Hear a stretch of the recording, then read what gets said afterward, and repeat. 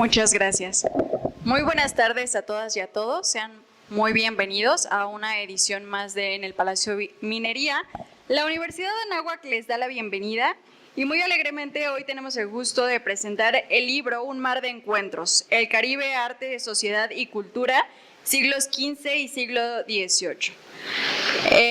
Antes de comenzar a presentar la mesa que me acompaña hoy, brevemente decirles que al final vamos a rifar un Leonel, entonces invitarles que se acerquen todo este tiempo a la presentación y si alguien falta de llenar su papelito, levante la mano y por ahí les apoyan para que al final rifemos ese muñeco.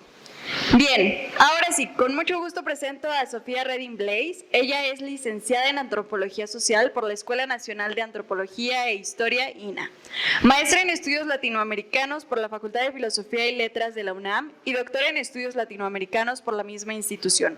Actualmente es coordinadora del Seminario de Investigación y Formación, Identidades, Cambio Social e Interculturalidad en la UNAM. Es especialista en las áreas de Filosofía e Historia de las Ideas en América Latina y el Caribe e investigadora nacional nivel 2. Autora de La mirada caníbal, Ética e Interculturalidad en América Latina, El buen salvaje y el caníbal, entre otros. Bienvenida, es un gusto que esté por acá. Muchas gracias. También tenemos a Guadalupe Pinzón Ríos, es doctora en Historia por parte de la Facultad de Filosofía y Letras de la UNAM. Actualmente es investigadora en el Instituto de Investigaciones Históricas y profesora de licenciatura en Historia de la misma universidad. Es también miembro del Sistema Nacional de Investigadores y tutora del posgrado en Historia. Ha estudiado las actividades marítimas, portuarias, a lo largo del Pacífico durante la época moderna, como se ve con sus libros Acciones y Reacciones en los puertos del Mar del Sur, desarrollo portuario del Pacífico novohispano a partir de sus políticas defensivas 1713-1789 y Hombres de Mar en las costas novohispanas, trabajos, trabajadores y vida portuaria en el Departamento Marítimo de San Blas, siglo XVIII. Bienvenida.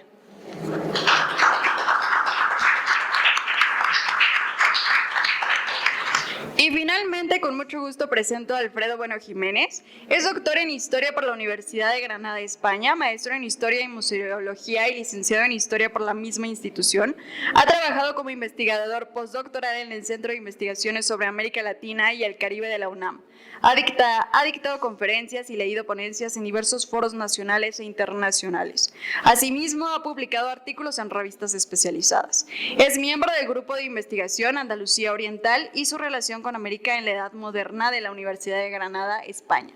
Entre sus principales líneas de investigación, resalta los procesos históricos y culturales que condensaron en las Antillas Mayores, siglos XV y XVI. Es miembro del Sistema Nacional de Investigadores y profesor investigador de la Facultad de Educación y Humanidades de la Universidad de Anáhuac, México. Mucho gusto, bueno que estás por acá. Sin más, quiero pedirles que por favor nos platiquen sobre el libro, nos inviten a conocerlo y nos inviten al final también a adquirirlo. Entonces comenzamos contigo, Sofía. Muchas gracias. Gracias. Tengo muchos buenos motivos para las dos últimas cosas, no tanto recomendarlo como que sí se adquiera. Este libro titulado, bueno, ya lo saben, Un mar de encuentros, El Caribe, arte, sociedad y cultura, en 2 siglos probablemente elegidos así y no hasta el 18, para que se le diera mayor peso, digamos, a estos primeros 2 siglos del contacto, como le llaman algún autor en alguno de los varios capítulos que componen este libro, y que son pues seguramente los años también más complicados o bueno, de eso dependerá en gran medida el que se realice una lectura del libro, que tiene muchas ventajas. Yo quería terminar por ahí, pero voy a comenzar por ello, exponiendo cuáles son estas ventajas. Es un libro muy bien escrito y ese es en buena medida pues un éxito, ¿no?, para un muy buen resultado, un muy buen fruto recolectado por quienes editaron este libro, Manuel Gámez Casado, Alfredo Bueno Jiménez, porque se nota que a pesar de que son 16 más ustedes dos 18 y la introducción de otra persona más, son casi 20 investigadores e investigadoras quienes consiguen pues tener un estilo más o menos, no quiero decir parecido, pero que es lo suficientemente conveniente para, de alguna manera, ir hilando el libro, y al mismo tiempo también es verdad, cada autor tiene un estilo también particular que le permite al lector leer los capítulos por separado. Y eso es una enorme ventaja cuando uno tiene también una obra colectiva, ¿no? Me ha sorprendido mucho y una felicitación a todos los autores, la gran cantidad de fuentes consultadas, tan bien entretejidas, que resultan también hacer de este libro un instrumento, propiamente una fuente más, pero muy importante para posteriores investigaciones, porque ya hay un trabajo hecho previo en el que se han consultado diversas fuentes y que han sido también entrelazadas, y al mismo tiempo son fuentes de muy diversos, digamos, órdenes, lo que permite también ir, digamos, a quienes se adentran en alguno de los capítulos o de plano en todo el libro, ir buscando fuentes que tal vez uno no conocía o que oyó mencionar o que en algún momento decidió consultarlas, pero que de pronto ya no hay tiempo, ¿no es cierto?, como para volver a consultarlas. Hay una familiaridad también que en todo caso se presentó para mí, ¿no?, al ver libros ya conocidos, ya leídos, e incluso algunos repasados o precisamente pendientes de lectura. Bueno, el Caribe es un mar abierto, decía Edouard Glissant.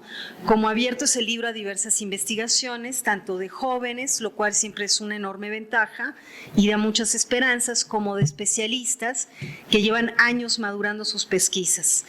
Además, diversos eventos contemporáneos marcan la importancia de los estudios sobre Caribe. Entender el pasado aporta más claridad sobre hechos actuales, como la migración, los desastres naturales, la convivencia y la problemática intercultural y de los países caribeños con las antiguas metrópolis. 1492 y 1493 son respectivamente los años del buen salvaje y el del caníbal. Son los años en los que se van a expresar imágenes que serán consolidadas tanto por Fray Bartolomé de las Casas como por Fray Ramón Pané, y que van a ser de algún modo pues también obras que podríamos catalogar como de principios de la etnografía, por supuesto con una agenda no forzosamente científica, digamos, pero en sentido estricto no es ciencia lo que hacen, pero sí que van a permitir que más adelante tengamos pues un conocimiento, aunque varias de estas obras se han perdido, pero sí un cierto conocimiento de lo que ocurría en el Caribe.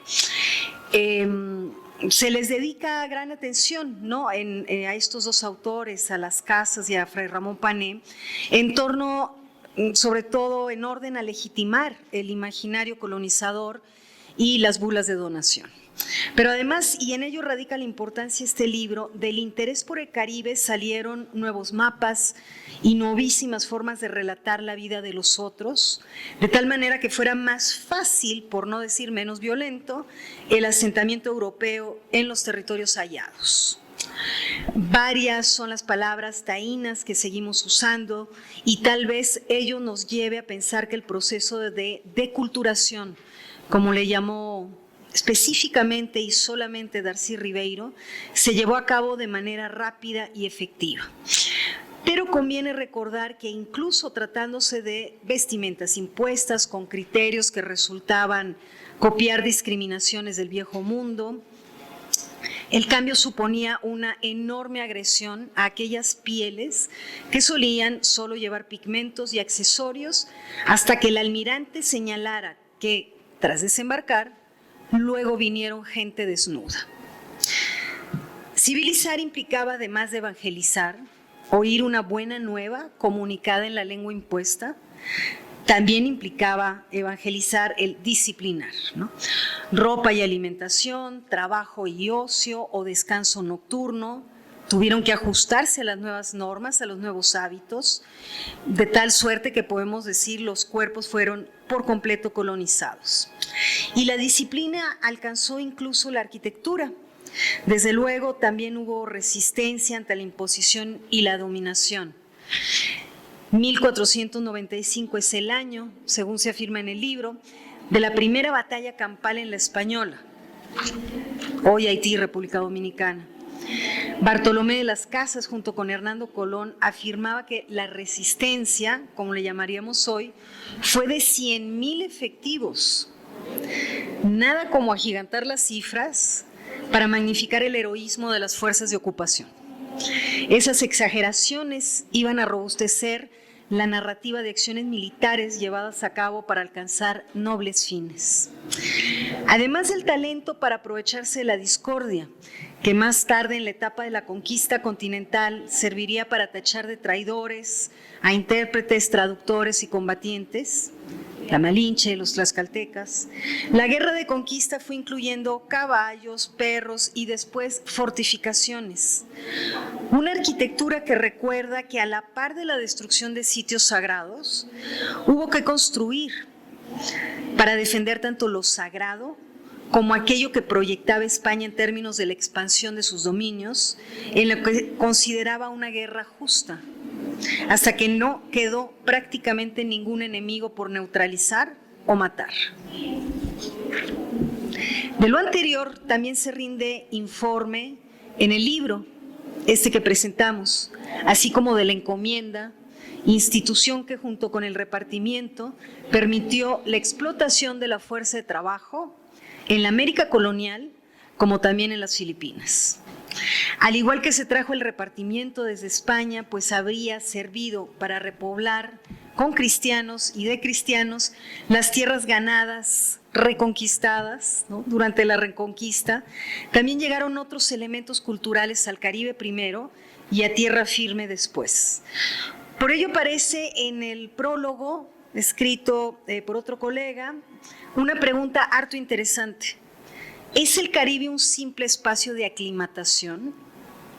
Es decir, de la preparación a la conquista fuerte, grande, todavía más violenta, cruenta en tierra firme.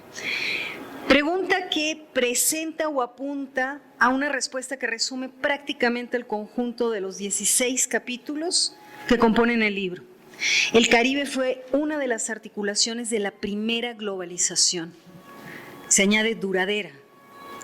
De ahí el título, un mar de encuentros, aguas e islas donde hubo choques, desde luego, pero también una representación de la diversidad que encuentra, por ejemplo, hoy día en la creolización su más reciente expresión.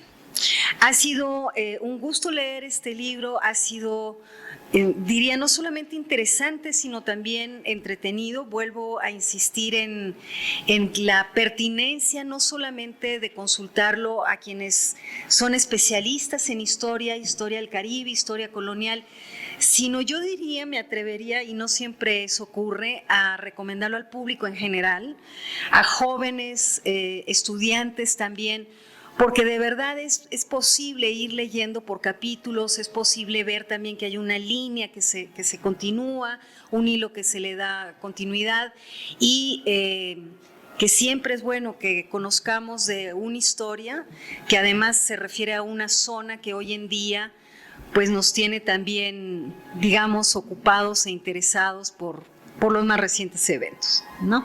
Muchísimas gracias, muchas felicitaciones a los autores y editores. Gracias. Muchas gracias, doctora. Ahora cedemos la palabra a la doctora Guadalupe para que también nos comparta sobre el libro. Sí, bueno, muchas gracias. Ante todo, muchas gracias por la oportunidad de leer el libro, que he disfrutado mucho y aprendido mucho también.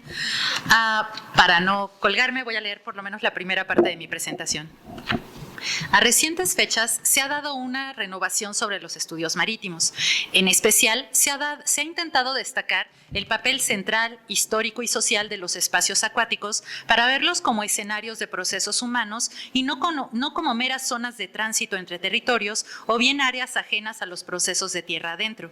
En el marco de esas renovaciones, el Caribe ha sido frecuentemente considerado, surgiendo así proyectos e investigaciones que desde distintos posicionamientos geográficos, tiempos, miradas, fuentes, disciplinas y hasta propuestas metodológicas han renovado no solo la historiografía de esta importante región marítima, sino también la forma de insertarla en las nuevas discusiones y perspectivas desde la historia global y de la interconectada.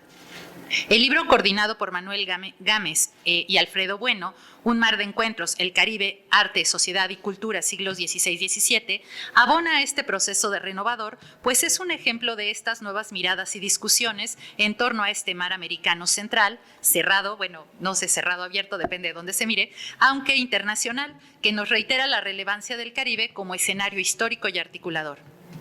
Los mismos coordinadores explican lo anterior al señalar en su estudio introductorio que las relaciones en torno al Caribe y las diversas navegaciones europeas ahí practicadas siguen dando de qué hablar, aunque hay temáticas que todavía ofrecen nuevas posibilidades por explorar. Por ello, este trabajo colectivo intentó adherirse a nuevas miradas sobre este escenario marítimo, partiendo de las articulaciones relacionadas con patrimonio artístico, arquitectónico, científico, tecnológico y cultural, en el marco de conflictos geopolíticos, expansiones, así como sistemas de protección y defensa abordados desde la perspectiva hispánica. Es bien importante también señalar que el libro es muy hispánico, ¿no? O sea, muy desde las fuentes e historiografías de lengua hispana. Y aunque los coordinadores explican el interés que en este trabajo colectivo se ha puesto en el tema de la cultura material, que va desde los objetos que circularon o se adaptaron a las realidades americanas, como la vestimenta o las evidencias arquitectónicas, me parece que la riqueza de este proyecto va más allá, pues también se incluyeron elementos intangibles de gran relevancia, como son la circulación de informaciones, conocimientos y experiencias locales, los cuales fueron abordados desde registros iconográficos, cartográficos, prácticas librescas, como se ve con los tratados, y relatos de administración o sociabilidades locales. Es decir, que a través de estos temas, el Caribe se evidencia como zona central de encuentros, de circulación de objetos y saberes y, por supuesto, de sociabilidades diversas. 4 son los ejes en los que se han organizado los trabajos, que parten de un intento por comprender la situación de la región Caribe desde los primeros avances castellanos y las relaciones sociales que se generaron, las estructuras defensivas de la zona, la agencia de las poblaciones que interactuaron en este océano, en este mar a lo largo del tiempo, y finalmente la circulación de experiencias y saberes que respondieron más a realidades caribeñas. La propuesta del libro se acerca a lo que explica Serge Grushinsky en sus 4 partes del mundo, donde el autor explica que los procesos de expansión ibérica del 16 se dieron a partir de las extensiones de las instituciones metropolitanas, que en este caso podríamos extrapolar a aspectos defensivos y portuarios. No obstante, una de las riquezas de este libro colectivo es justamente evidenciar que más allá del manto europeizante, las realidades americanas llevaron a sociabilidades propias, por lo que, por ejemplo, el entramado defensivo que tanto se aborda a lo largo de este libro desarrolló diversas características propias y diferentes entre sí, las cuales se adecuaron a las distintas realidades y posibilidades de la región Caribe, que también es importante señalar que no hay que generalizar Caribe, porque cada zona va a tener también y va a desarrollar sus características propias. Por tanto, no se deja de ver o forma parte de los proyectos, registros y mapas tratados, iconografías desde la perspectiva hispánica, pero van a desarrollar sus propias características. Es en este punto donde se deja ver la pertinencia de este trabajo colectivo, que si bien parte de un intento por apegarse a la cultura material y de saberes del Caribe, también dialoga desde las perspectivas globales generalizantes y de interconexiones que evidencian particularidades. El libro, como ya se mencionó, se compone de 16 capítulos organizados en las 4 secciones antes referidas, y para no sintetizar los contenidos, me gustaría señalar las grandes temáticas que me parece que se desarrollaron a lo largo del libro, aunque esto me lleva a desordenar el trabajo, ¿no? Entonces, más bien a mí me gustaría hablar de las grandes temáticas que pude apreciar y que me gustaría conectar entre sí. La primera de las grandes temáticas a destacar es la que se relaciona con la circulación de conocimientos, experiencias e informaciones.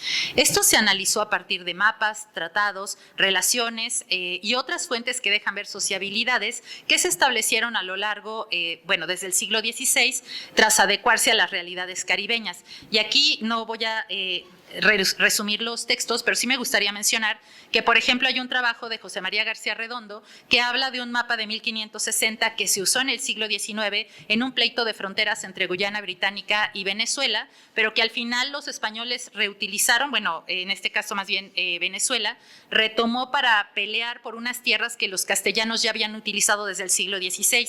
Y el mapa que se analiza es en realidad una fuente muy enriquecedora porque es una imagen en progreso, digamos, que narra no solamente los avances castellanos, sino un naufragio y sobre todo posibles rutas para encontrar el Dorado.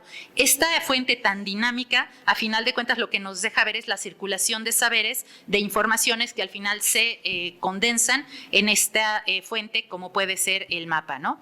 Y por su parte, Miguel Ángel Nieto también analiza los mapas y dibujos de los ingenieros militares y comienza a mostrar justamente cómo estos mapas van a ser o representan un conocimiento geográfico, una apropiación de los nuevos espacios, pero con fines de gestión administrativa y política de dominio, pero que también parten de una influencia científica o de un conocimiento y experiencia previa, pero que van, digamos que, sometiendo científica, administrativamente y a partir de un conocimiento cartográfico estos nuevos espacios que se van insertando a las dinámicas administrativas metropolitanas, como este autor deja ver con las fortalezas que se construyen en Veracruz, Veracruz, Campeche y Acapulco. Y cómo no hablar de la circulación de informaciones, si no es a partir de la correspondencia. Aquí Rocío Moreno nos hace un trabajo muy interesante sobre la correspondencia que circula en torno a Cartagena de Indias y nos deja ver que muchas veces uno de los botines más importantes capturados por los enemigos es la información, porque a final de cuentas las noticias corren a partir de la información o de las cartas, y estas cartas al final tienen que estructurarse en los sistemas de navegación. Se establecen navíos especiales como son los navíos de aviso, y esto permite la circulación de noticias, de saberes, de conocimientos, de experiencias, y por tanto se vuelve una articulación de información, pero que al final también es un botín deseado por los enemigos de España, y por eso vamos a ver que a veces los ingleses se dieron a la tarea de capturar correspondencia y no necesariamente plata, oro u objetos, que muchas veces eso es lo que asociamos a los botines, ¿no? Y la información también se puede ver con proyectos, como nos dejan ver justamente Antonino Vidal y Wilson Enríquez, que nos permiten conocer cómo se proyectó la conquista del Darién por parte de los escoceses y cómo hubo dos intentos para tomar este territorio ya en un contexto del siglo XVII, que es con compañías comerciales, con modelo plantación, pero también con un objetivo que parte de casi desde la antigüedad, que era llegar a la ruta de las especias, a las costas asiáticas, y ya cuando se descubre que el territorio americano es más bien una masa continental, lo que se empiezan a buscar son pasos interoceánicos, y el Darién va a ser uno de los que se explora desde el siglo XVI.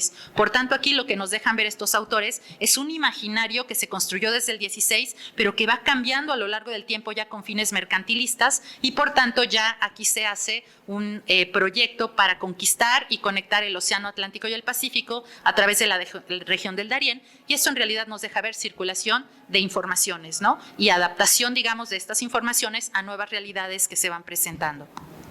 La segunda gran temática del libro se estructura en torno al sistema defensivo caribeño, que se reflejó tanto en navegaciones como en fortalezas. Y aquí lo que vamos a encontrar es una serie de trabajos que nos dejan ver cómo las fortalezas, aunque son terrestres, en realidad están volcadas hacia el mar, y lo que están proyectando es la construcción de una región marítima que se va a intercomunicar entre sí, y van a crear una región con características propias. Aquí valdría la pena retomar también lo que, yo siempre menciono a Antonio García de León, cuando menciona justo que en el Caribe circularon ideas y música y alimentos y tradiciones y coplas, y eso es lo que le da cierta identidad diferente a lo que pasa con las tierras más hacia el interior de las regiones que se conectan hacia el Caribe.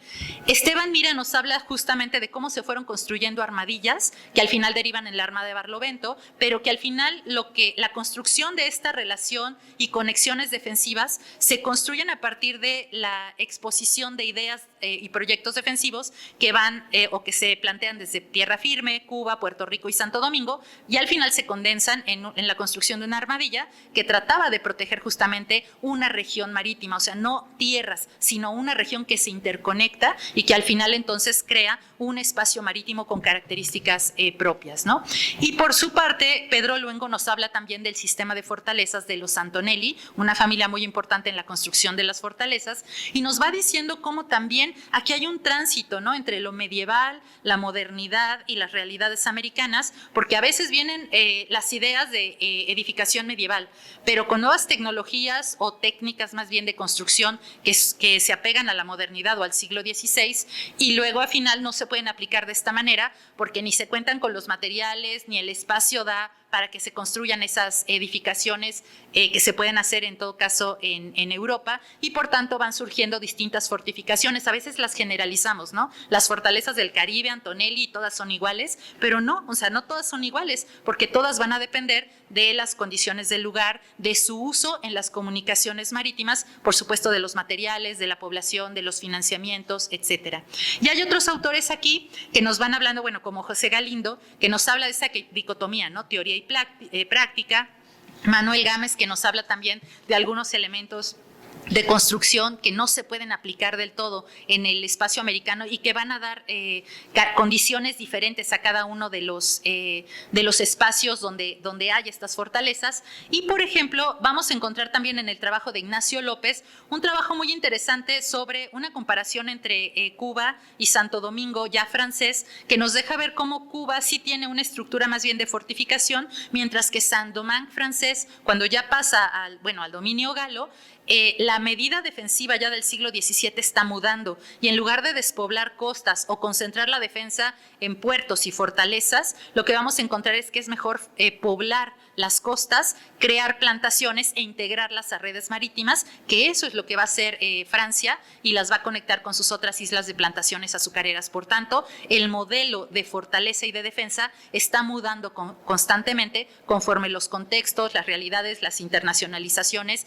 y los nuevos proyectos marítimos también están cambiando. La tercera gran temática que me gustaría mencionar es justamente la circulación de elementos relacionados con la cultura material. Y aquí Rafael Busset nos habla justo de la vestimenta que ya se mencionó y cómo se vuelve un elemento de estratificación, de sujeción a las nuevas poblaciones, porque inmediatamente se vistió a los indios, ¿no? El pretexto es la cristiandad y evitar el pecado, pero a final de cuentas es insertarlos a las estructuras político-administrativas y sociales, en el que van a quedar en el nivel más bajo y que luego van a compartir, con ropas mucho más sencillas y baratas, y que luego van a compartir también con las poblaciones negras, ¿no? Y aquí me llamó la atención que en realidad esta es una práctica, muy europea, por supuesto, pero que además viene de Roma y del término de los hábitos, ¿no? Y cómo al final cada nivel social y cada sociedad se va caracterizando o va formando parte de esos hábitos o usos y costumbres que los vamos a ver en estos niveles sociales, ¿no? Y el tema de la religiosidad también importa. Y aquí justamente Adrián Contreras nos habla de cómo van a circular, por ejemplo, imágenes religiosas o esculturas que en un primer momento intentan sacralizar un espacio que tiene que ver con la Nueva Granada, pero paulatinamente el uso de estas imágenes ya más bien la van a ir adquiriendo los particulares, y la circulación de estas imágenes se va a volver regular.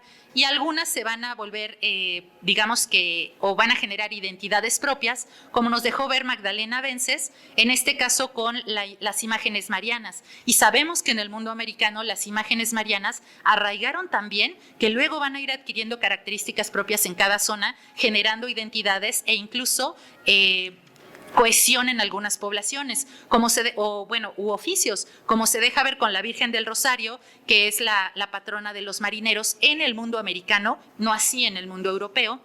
Y por supuesto la Candelaria, que se va a relacionar con las poblaciones afrodescendientes, ¿no? Y un último tema a destacar son estudios de caso, y este me gusta mucho porque justamente es lo que permite ver entre los aspectos o las conexiones entre lo global y lo local.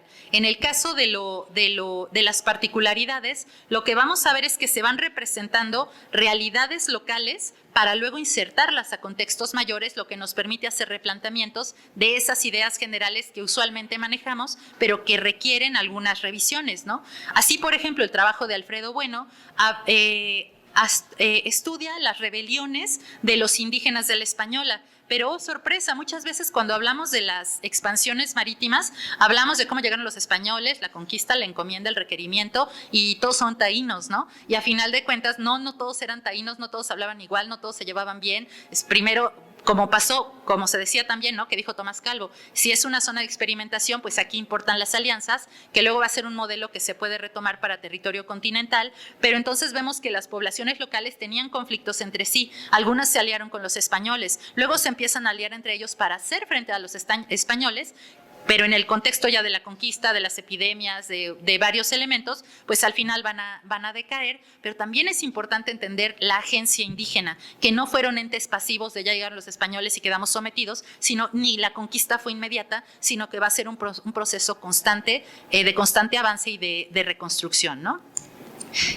Otro de los temas en esta parte es justamente el que aborda Enrique Gómez al estudiar la encomienda, y de la misma manera la encomienda en uno de los primeros asentamientos hispánicos que va a ser la española es de experimentación y justamente transita entre la esclavitud, el requerimiento y sobre todo los intentos por sujetar a los indígenas y convertirlos en mano de obra, que es un elemento que luego se va a exportar a territorio también continental con las adecuaciones o las experimentaciones que ya se habían vivido en territorio insular, ¿no? Y que luego van a llevar también al reparto de mercedes de tierras, etcétera, que vamos a ver en más elementos, pero es importante insertar a las islas también en estos contextos más amplios y observados con mayor detalle para no generalizarlos o darlos nada más como idea general y centrarnos en los procesos continentales, ¿no?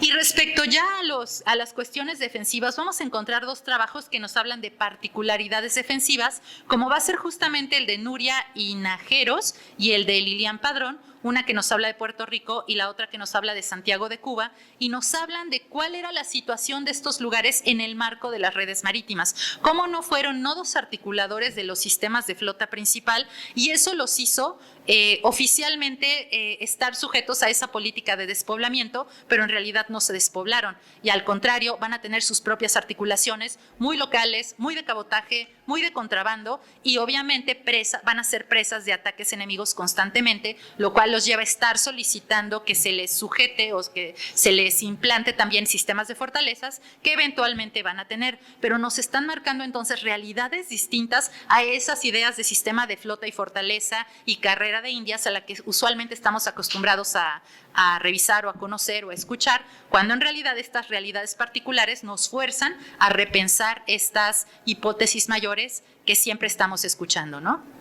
Por tanto, en general este libro, como dijeron los coordinadores, parte de un posicionamiento distinto, que sería tratar de ver cultura material a partir de distintos objetos. Yo añadiría también circulación de conocimientos o, digamos, circulación de elementos intangibles, pero a final de cuentas nos deja ver un mar propio, un mar que no es el Atlántico, sino que va a tener características diferentes, un mar que debe de estudiarse a partir de escalas y particularidades, pero que no debe de perder de vista tampoco los contextos más amplios. Al final es una zona articuladora entre las experiencias europeas y las realidades americanas, y por tanto van a surgir particularidades y desarrollos propios que a su vez no son todos iguales, porque cada región que se inserta al Caribe va a tener sus características y procesos distintos.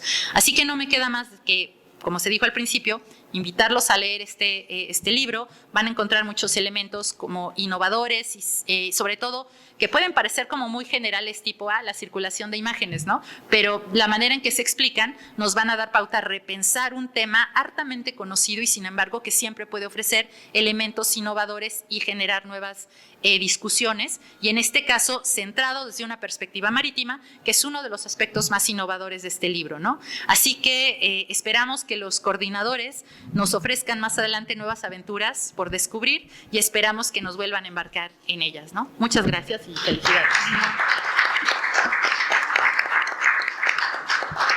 Muchas gracias, doctora, por tan rica explicación. Seguro que ya se están animando a leer el libro y adquirirlo. Pues por último, cedo la palabra con mucho gusto al doctor Alfredo Bueno. Bueno, muchas gracias. Hoy es un día para para congratularse porque la materialización de un proyecto que más o menos se estaba empezando a gestar en 2019. Yo voy a platicar un poquito del proyecto más que de la relación de capítulos, porque ya mi compañera Guadalupe lo ha expuesto muy bien, de manera sintética, lo que cada autora expone. Bueno, la materialización de este libro evidentemente ha sido posible porque hay 3 editoriales a las que les tengo que agradecer muchísimo. La editorial Complutense, que precisamente con este libro es una nota importante. Con este libro se ha abierto una colección que no tenía hasta el momento, la colección de historia, ¿no? Estamos hablando de una de las universidades más prestigiosas de España y de Europa, que tenía un total de 14 revistas de corte humanístico, entre historia, antropología, literatura, pero todavía le faltaba lo que era concretamente una colección de historia, y se ha abierto, ¿no? Entonces para nosotros es de enorme felicidad. Es un libro que, bueno, por esa publicación, por ese lado, tiene una amplia cobertura y distribución en España, pero también en México, ¿no? El Colegio de Michoacán, pues si ustedes lo ven en su página web, incluso ya en librería ya está empezando a circular y se puede adquirir. Y evidentemente está también lo que es la Universidad Anáhuac México, a la que estoy muy agradecido por la publicación. Es un libro que, bueno, está en formato impreso, porque, bueno, los autores pues somos todavía muy clásicos y nos gusta lo que es la materialización física del conocimiento. Es verdad que está todo, ¿no?, virando hacia lo digital, pero bueno, yo soy muy antiguo y todos los que estábamos participando en el libro, y era muy importante la impresión física. Es un proyecto que se gesta en 2019 y para nosotros era muy importante, sobre todo, que las editoriales que estaban involucradas fueran muy académicas. ¿Esto por qué lo digo? Porque sí había editoriales muy potentes de amplísima cobertura, pero nos pedían, no, hay que eliminar citas, hay que hacerlo muy divulgativo. Para nosotros eso no era negociable. Es decir, para mí se me hacía honestamente un insulto pedirle a un Esteban Miracaballos, a un Pedro Luengo, a varios autores que hay ahí, oye, me tienes que hacer un recorte de citas, y eso para nosotros era innegociable. Estábamos buscando el academicismo del libro, es decir, si ustedes compran este libro, tienen un libro de rigurosidad y de seriedad académica. Eso era para nosotros algo muy importante cuando se llevó a cabo este proyecto. Importante, se lleva a cabo en 2019, ¿eso qué significa? Nosotros ya teníamos el libro y se presenta a las editoriales, lo cual no es la lógica y el patrón normalmente a la hora de publicar un libro. Siempre es, por lógica general, a la inversa. Primeramente se hace el libro, se elabora la relación de capítulos y después se les presenta a las editoriales. Nosotros lo hicimos a la inversa y, bueno, hemos conseguido el producto que queríamos. También, ¿por qué surge? Justo en 2019, 2 años antes de que empiece pues todo el corpus de eventos que surgieron en México 2 años después, por el tema de los 500 años del advenimiento, ¿no?, de las huestes europeas, ¿no?, de la hueste de Francisco Hernández, de Juan de Grijalva, la de Cortés, etcétera, etcétera. Pues estábamos observando que había un espacio fronterizo, mar abierto, mar cerrado, como uno quiera llamarle, ya habría que ver la epistemología, ¿no?, de esta cuestión. Estábamos observando de que no se estaba abordando. De hecho, hay aquí estudiantes que están haciendo sus proyectos de tesis y no sé si me pueden desmentir. No hay casi investigaciones del advenimiento de las huestes hacia el espacio mesoamericano temprano, ¿no? Desde 1517 a 1521 con la materialización de México Tenochtitlan. Entonces decíamos, ¿qué es lo que pasa? ¿Qué es lo que está pasando, ¿no? Es un espacio donde sí hay muchísima bibliografía, sobre todo anglosajona, es un área complicada de estudiar, costosa, porque tienes que estar comprando constantemente libros, están sobre todo la mayoría en inglés, y fue como una necesidad que nosotros queríamos solventar, ¿no? Por dedicarle pues una importancia relativa a este espacio. Es algo que lo hemos visto concretamente en la FIL de Guadalajara. Estaba yo buscando bibliografía y no había. No había. Sí hay bastante producción bibliográfica sobre las Antillas, bueno, el Caribe insular y continental, pero sobre todo del siglo XVIII, XIX y más el XX, ¿no? Ya sobre todo los procesos revolucionarios. De la cronología que se está abordando no hemos encontrado mucho, ¿no? Entonces, pues, surge un poco de esa necesidad de empezar a abrir vetas con un equipo de colaboradores que ya participamos en seminarios, en jornadas, que ya nos conocemos. Y bueno, es como un comienzo, ¿no? de ir elaborando varios proyectos. Y bueno, quería dedicarle también pues un agradecimiento particular porque está acá y bueno, en los eventos que está habiendo pues no se está mencionando, y es a la diseñadora de la portada, Yasmín Fonseca Piña, ¿no? Yasmín Fonseca Piña, la diseñadora de la portada. Fíjense el desconocimiento que hay, que ha sido todo, nos llevó 3 meses de diseño, casi sin poder dormir, está muy bonita el libro, pero la portada fue todo lo que es un reto. Porque como tú bien sabes, Guadalupe, el tema de los barcos de finales del siglo V es toda una odisea, lo que es la reconstrucción. Cuando empezamos a reconstruir, resulta que nada más la única evidencia física nada más se limita a los sujetadores, a los tornillos, a los pernos de copete, etcétera, etcétera, ¿no? Pero después lo que es el armazón, la construcción, pues prácticamente eran nada más iconografías, el sistema de velas, bueno, nada más.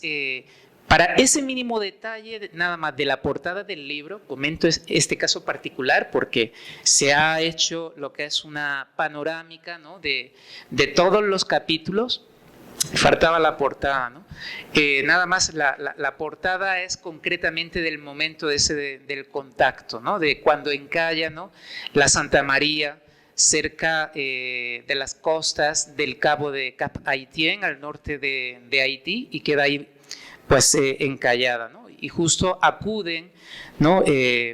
Pues varias canoas, varias embarcaciones monosilas se están acercando para ayudar, para ver, ¿no? ese momento del contacto del encuentro, ¿no? Es un libro que se ha hecho con muchísimo cariño y nada, pues ojalá lo puedan adquirir. Repito, es un libro académico, pero que también puede leer no solamente especialistas, sino cualquier tipo de público, ¿vale? Nada, bonita tarde y espero que lo puedan disfrutar.